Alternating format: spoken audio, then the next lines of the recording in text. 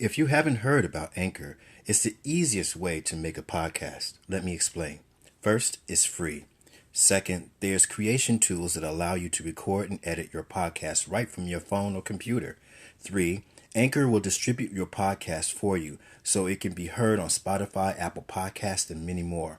4, you can make money from your podcast with no minimum listenership. 5, it's everything you need to make a podcast in one place. So, sign up to Anchor today.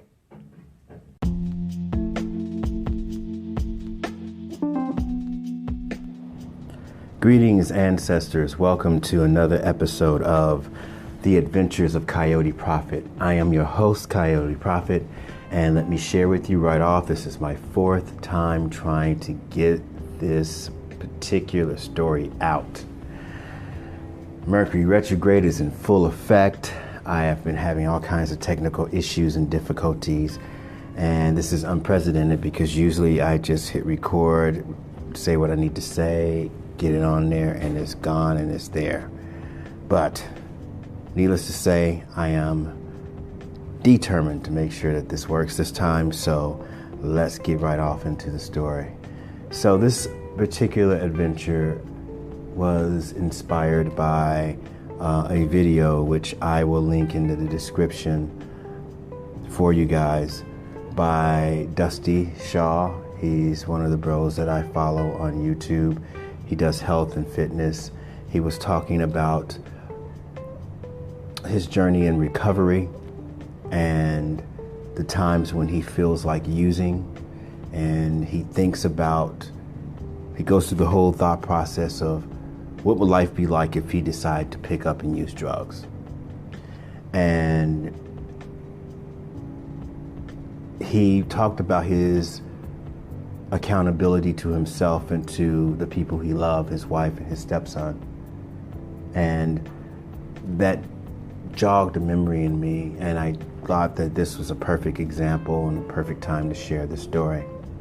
So many years ago, as I said, I was here in Chicago. It was on the eve of me moving to New York City. I was just a few months shy of doing so. I was gonna hang out with some friends, and I did. We hung out, had brunch, hung out on the north side, went to the beach. And while we were hanging out at the beach, we were walking, and there was a couple of guys walking towards us. One of those guys locked with my eyes, and I locked my eyes with his, and we passed each other, and we looked back at each other, and we stopped, and we ended up having conversation with one another, and then exchanging numbers. And the interesting thing is that this was way before the internet and way before cell phones. So I go home, I get a phone call from the guy. He's like, would you like to come over for dinner tonight? I'm like, sure. And so I go over to his place. He's living on LaSalle in the Gold Coast. Nice place. Young black professional doing well for himself. And we do as young people do. I ended up falling asleep at his place. And then I wake up out of the blue. Boom. I just sit up and I'm like, I gotta go. My jolt of jumping up woke him up, and he was like, where are you going? And I'm like, I gotta go. I just felt this incredible, intense urge to leave at that moment. It wasn't one where I felt like my life was in danger. I didn't feel like something bad was gonna happen. I just knew that I needed to leave right then and there. So he was like, oh, well, are you gonna call me? You gonna come by again? I'm like, yeah, sure.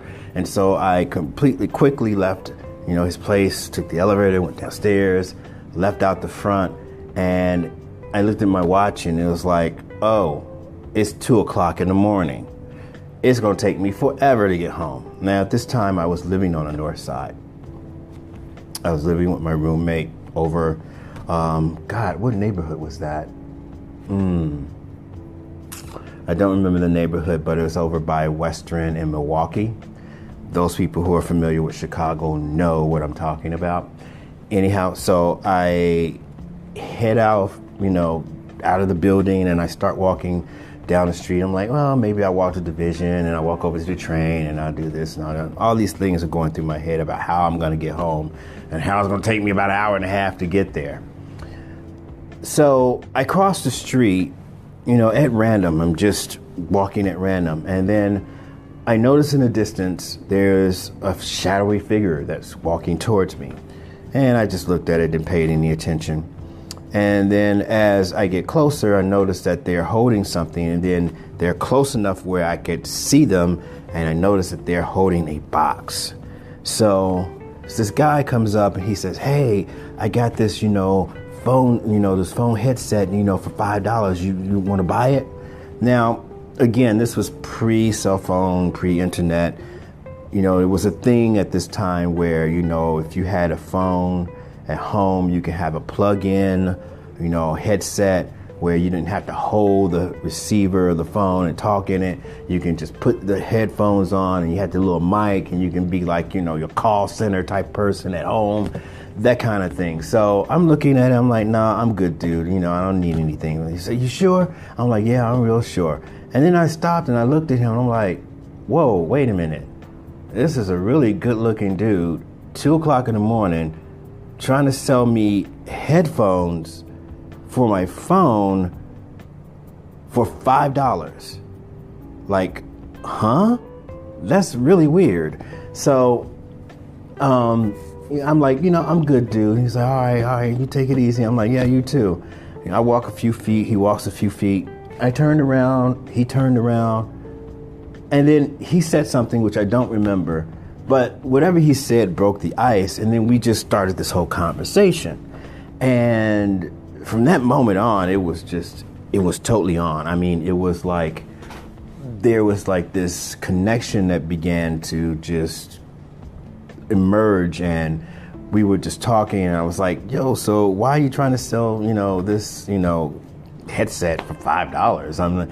He's like, I really don't need the money, but I kind of like do, but I'm just out here trying to hustle and do this. And so he started sharing, his story with me, and he was just saying that, he was just kind of like a little down on his luck. He was kind of like not at his job right now, and he wasn't living with his family, his girl and his 2 kids. He was staying with his brother. And so, we were talking about, his situation and other topics and stuff. And as I said, there was just a synergy and energy that was happening between the two of us. And I was like, wow, this is pretty interesting.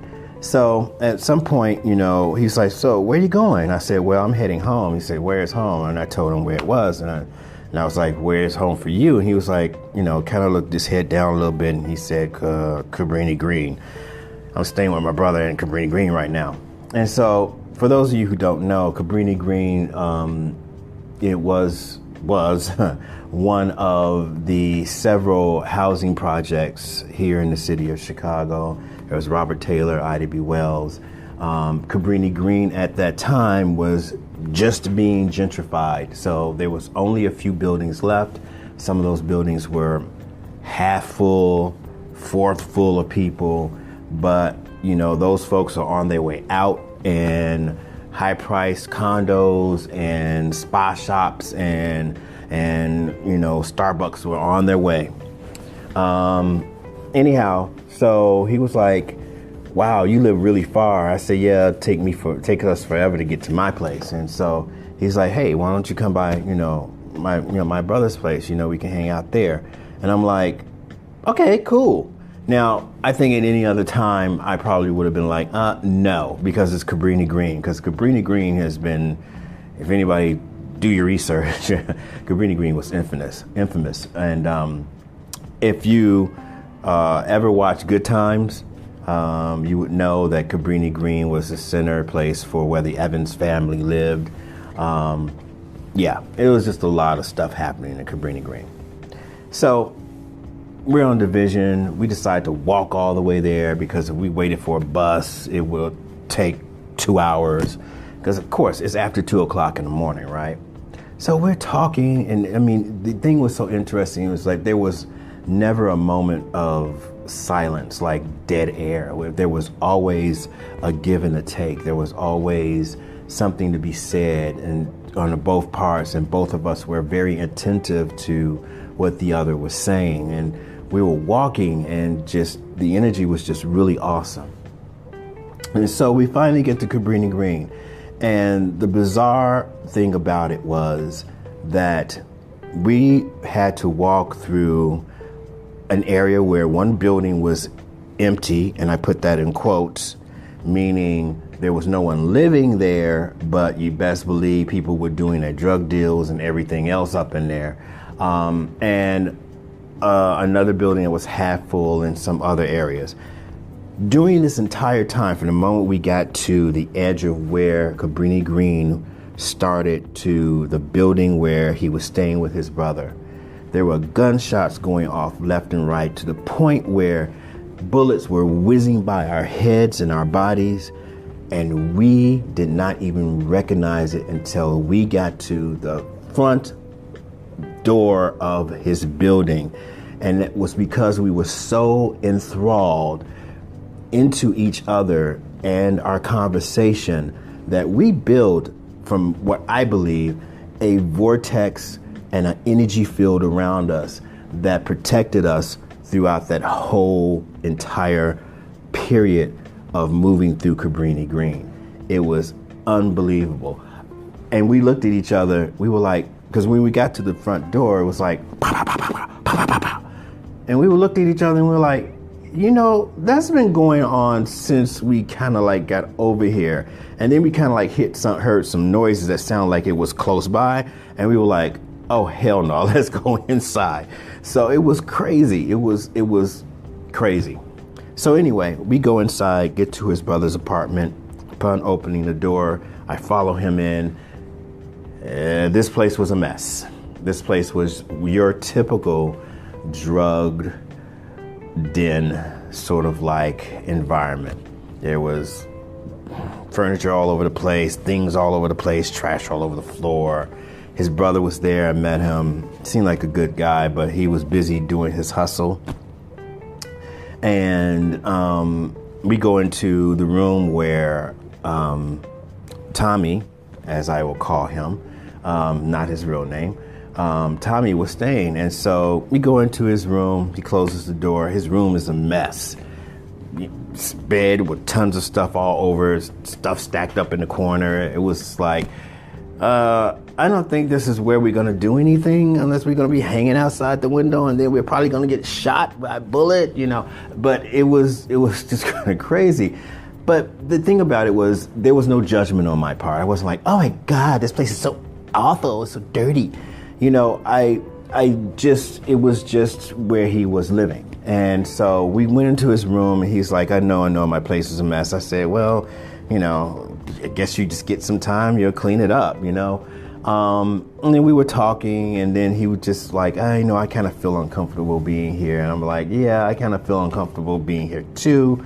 Not because of the obvious, but also it's the fact that, you know, this room is, where?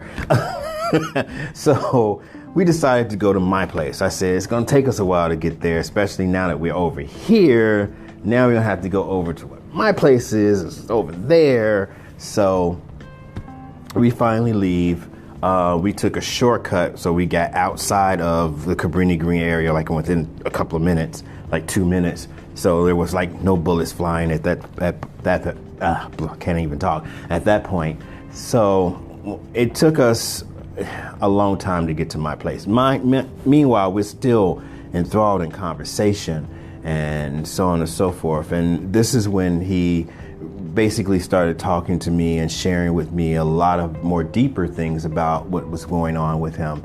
He had been estranged from his girl and his 2 kids, who he did live with. He had a pretty good job.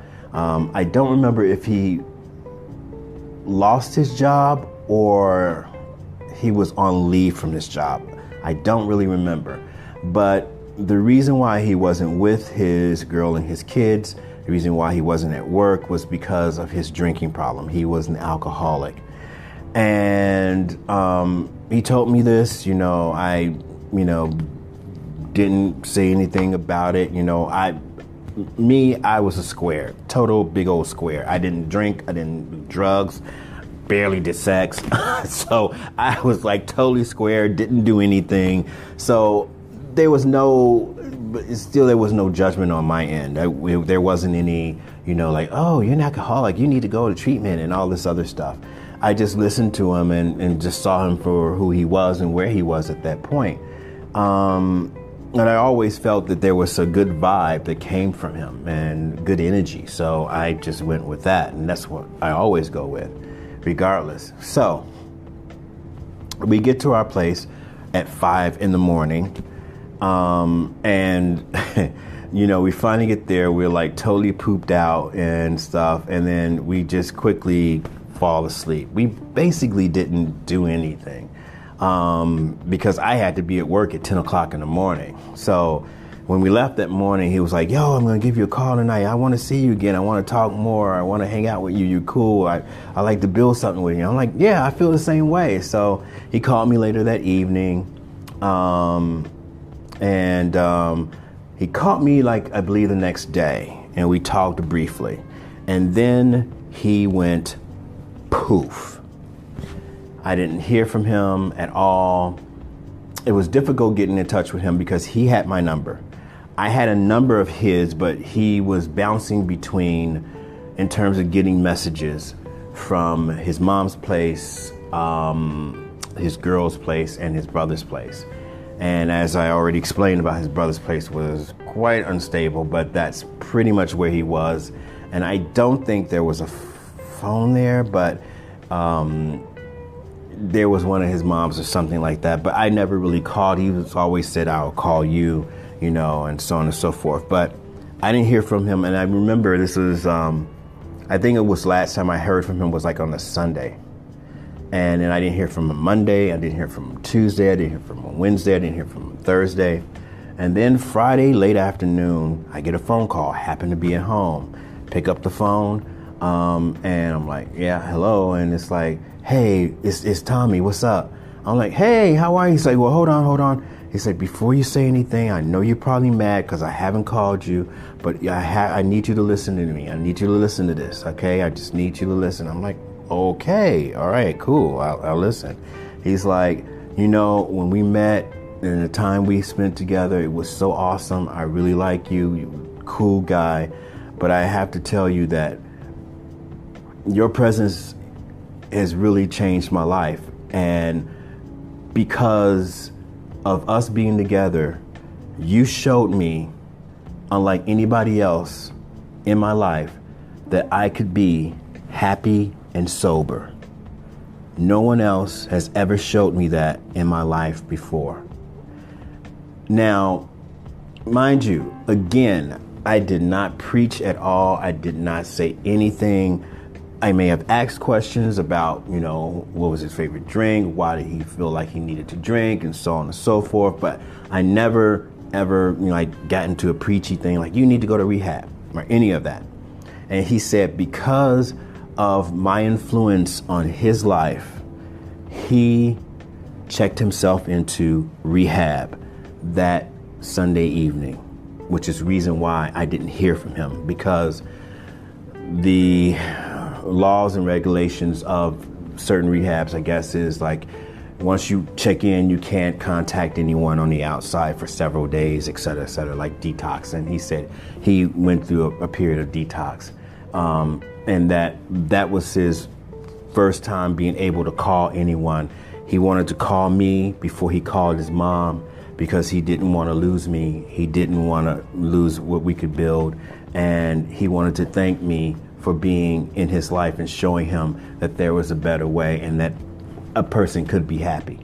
Now, that, of course, that blew me the fuck away. I mean, I was just like, holy shit. I mean, I wasn't even trying, You just think about all those people who really want to go out and help people who are having situations like that, and their success rate is probably, 1 to 5, but which I'm sure they're grateful for, because anyone who you help is always important. But I mean, just the fact that I was able to just like do this was like so awesome.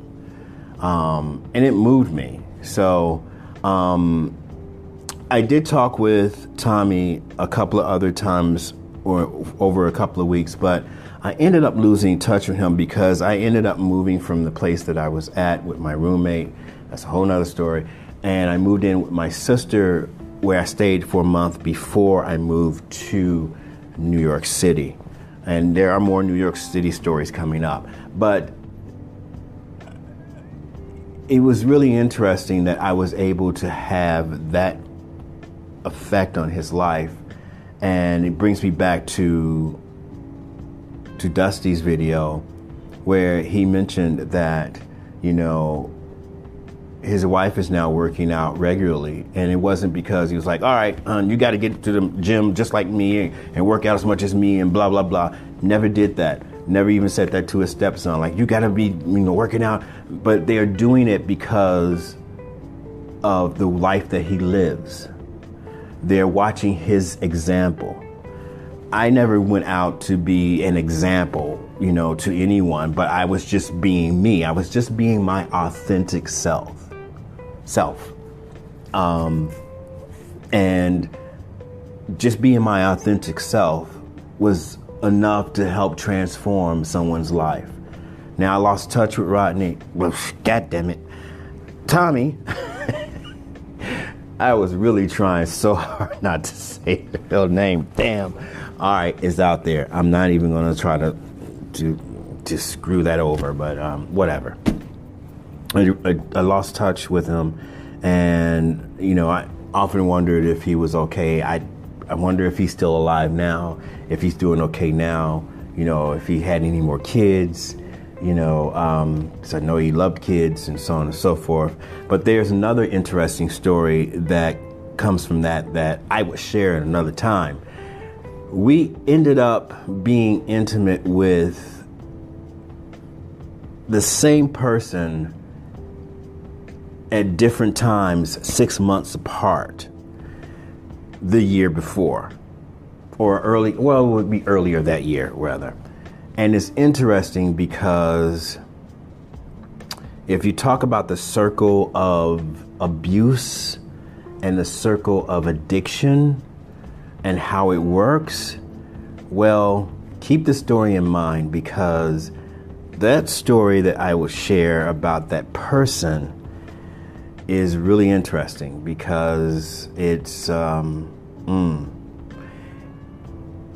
about energy, and it's all about the things that we carry on us and with us, which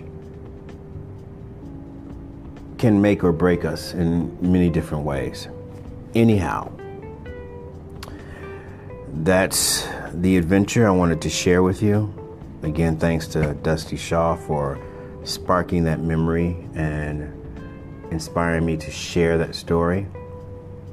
But if you are listening to this via YouTube, thumbs up, subscribe, leave a comment. If you're listening to it on any of the other platforms such as Spotify, Apple Music, or any of the others, please, you can hit me up at adventuresofcoyoteprophet@gmail.com. Leave me a comment, leave me your thoughts, concerns, whatever. Greatly appreciate it. And remember, it is always better to travel. So take care.